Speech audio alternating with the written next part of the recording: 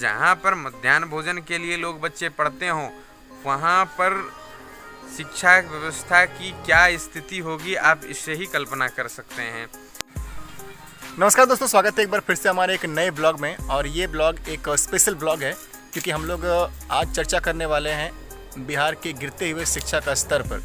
जी हाँ, किसी भी समाज का शिक्षा अगर नहीं हो तो उसका उत्थान नहीं हो सकता है।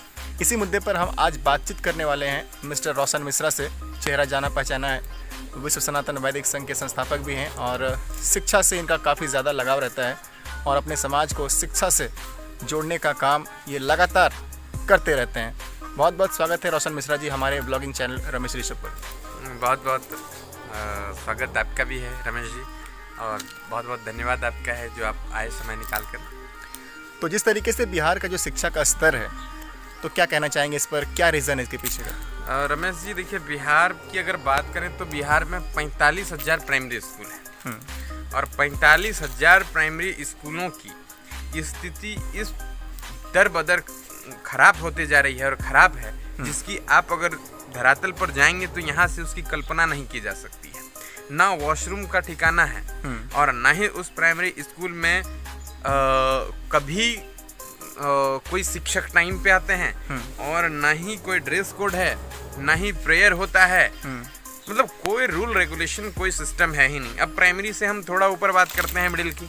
25,000 बिहार में स्कूल हैं। स्कूल में कमी नहीं है बिहार में, परंतु वहाँ पर जो पढ़ाई है, वहाँ की जो शिक्षा व्यवस्था है वो चौपट है। नीतीश कुमार वो भी एक पढ़े लिखे व्यक्ति हैं, परंतु उन्होंने कोई अच्छी पॉलिसी नहीं बनाई, उन्होंने कोई अच्छी पॉलिसी नहीं दिया शिक्षा व्यवस्था के लिए, जिससे हमारा शिक्षा व्यवस्था सुधार हो सकता है। अगर नामांकन 200 है तो रेगुलर आप देख सकते हैं, अगर आप विजिट करेंगे तो मात्र 10 बच्चे, कहीं पे 20 बच्चे, कहीं पे 30 बच्चे उपस्थित हैं, 1 या 2 शिक्षक हैं।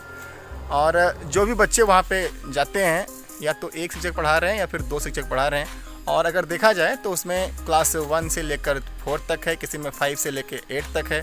तो ऐसे मतलब बहुत सारे क्लासेस एक टीचर को संभालना पड़ता है। और इस पर क्या कहेंगे?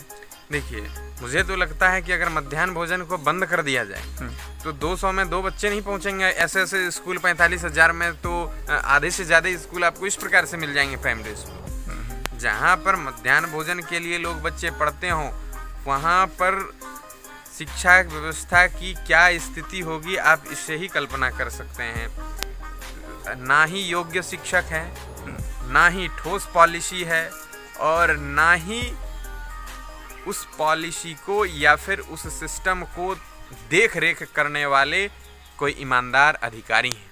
अधिकारी भ्रष्ट हैं, सिस्टम भ्रष्ट है, और सिस्टम के साथ साथ सत्ताधारी में बैठे हुए लोग सुस्त और निहायत, जिसको बोल सकते हैं कि कोई मतलब ही नहीं है उसको शिक्षा व्यवस्था सुधारने को लेकर, आते हैं, अपना गद्दी पे बैठते हैं और फिर समय के साथ साथ चले जाते हैं।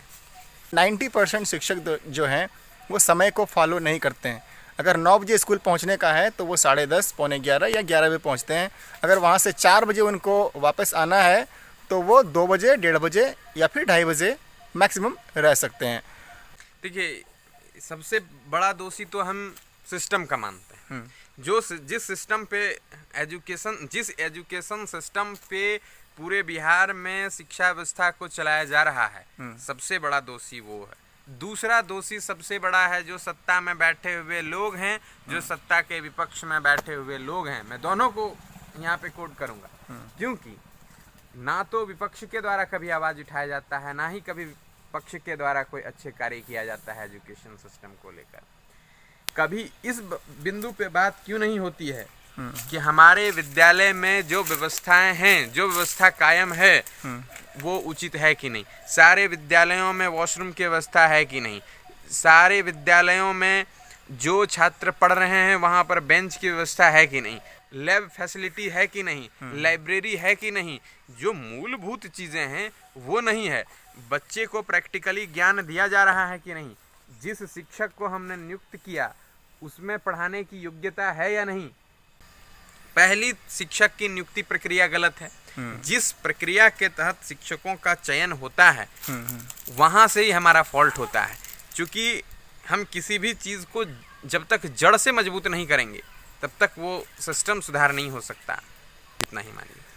आपको नहीं लगता कि देखिए जो बच्चे अनुपस्थित होते हैं, ठीक है, उसमें कहीं ना कहीं पेरेंट भी दोषी हैं, क्योंकि वो अपने बच्चे को टाइम पे स्कूल भी नहीं भेजते हैं।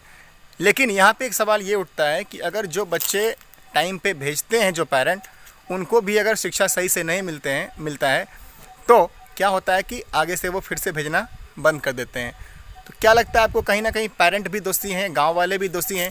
क्योंकि अगर कोई शिक्षक समय पे नहीं आ रहा है तो गांव वाले चाहे तो उसे सुधारा जा सकता है, लेकिन मैक्सिमम गांव में पढ़ाई के लिए, जैसे शिक्षा का जो स्तर गिर रहा है, उसको कैसे सुधारा जाए, इसके पीछे बिल्कुल भी ध्यान नहीं है। आज इसका सबसे बड़ा कारण है कि आज कोई भी गार्जियन सरकारी स्कूलों में अपने बच्चों को नहीं पढ़ाना चाहता। कहीं ना कहीं पढ़ाना उनकी मजबूरी है, क्योंकि उसी के घर के बगल, उसी का पड़ोसी अगर कोई प्राइवेट स्कूलों में पढ़ रहा है तो उसको प्राइवेट स्कूलों में अच्छी शिक्षा मिल रही है, अच्छा पोशाक मिल रहा है, वो एक सिस्टम के तहत मिल रहा है, जबकि यहाँ पे पोशाक का भी पैसा आता है, मगर यहाँ पे सिस्टम का दोष है कि उस पोशाक को खरीदने के लिए बाध्य नहीं किया जाता है। तो वहाँ पर उसका बेटा अच्छा से पहन ओढ़ के जाएगा, वहाँ पर अच्छा वॉशरूम, डिसिप्लिन मेंटेन होता है प्राइवेट स्कूलों में, समय का पाबंदी होता है, सारी चीज़ वहाँ पर सही से है। परंतु सरकारी विद्यालयों में क्या है?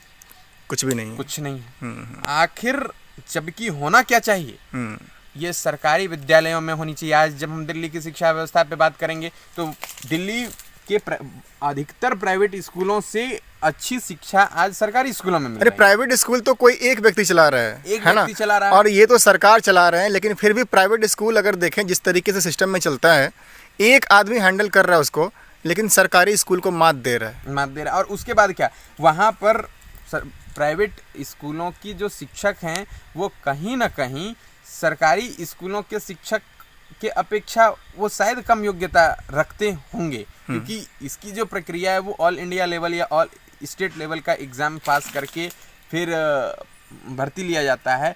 फिर भी प्राइवेट स्कूलों की शिक्षा व्यवस्था बढ़िया है। उसका सबसे बड़ा कारण सिस्टम, शिक्षा के व्यवस्था में प्राइवेट स्कूलों का सुधार है। आज आप डीपीएस का नाम लेते हैं, आप आज डीएवी का नाम लेते हैं, क्योंकि यहाँ पर कोई ऐसे नहीं है कि बहुत साइंटिस्ट आके पढ़ाने लगे, बल्कि यहाँ की पॉलिसी जो है, जिन्होंने ये पॉलिसी को बनाया है, वो जो छोटे छोटे स्कूल हैं उससे बढ़िया है, भी अच्छा है। और यहाँ पर तीनों भ्रष्ट है, ना पॉलिसी अच्छा है, ना एडमिनिस्ट्रेशन अच्छा है, और ना ही जो पॉलिसी मेकर हैं वो अच्छे हैं। तो फाइनली आप इस सिस्टम को कैसे सुधारा जाए, इसके लिए क्या कुछ कहना चाहेंगे? अगर आपको अपनी आवाज़ पहुंचानी हो हमारे शिक्षा मंत्री विजय कुमार चौधरी तक, तो लास्ट में शॉर्ट में बताएंगे क्या करना चाहिए। देखिए, मैं शिक्षा मंत्री जी से अपील करता हूं कि शिक्षा मंत्री जी, अगर आपको सिस्टम में सुधार लाना है और शिक्षा व्यवस्था में सुधार लाना है तो सबसे पहले आप अच्छे शिक्षकों को चुनिए, और शिक्षकों को चुनने के साथ साथ जिस पॉलिसी के तहत आप बिहार में शिक्षा पे काम कर रहे हैं उसको बदलिए। पॉलिसी मेकर में आप बड़े बड़े यूनिवर्सिटीज़ से संपर्क करिए, वहाँ के प्रोफेसर से संपर्क करिए और एक बढ़िया पॉलिसी लाइए। और उस बढ़िया पॉलिसी लाने के साथ साथ आप उस पॉलिसी को अच्छे एडमिनिस्ट्रेशन के तहत ढालने का प्रयास करिए, तभी शिक्षा व्यवस्था में थोड़ी सी सुधार हो सकती है। वरना जिस गिरती स्तर पर हमारी शिक्षा, बिहार की शिक्षा व्यवस्था चली गई है, खुद आपको भी शर्म आता होगा। आपने शिक्षा के स्तर को गिरते हुए पर जो बात करी है, बहुत बहुत धन्यवाद। बहुत बहुत धन्यवाद आपका रमेश।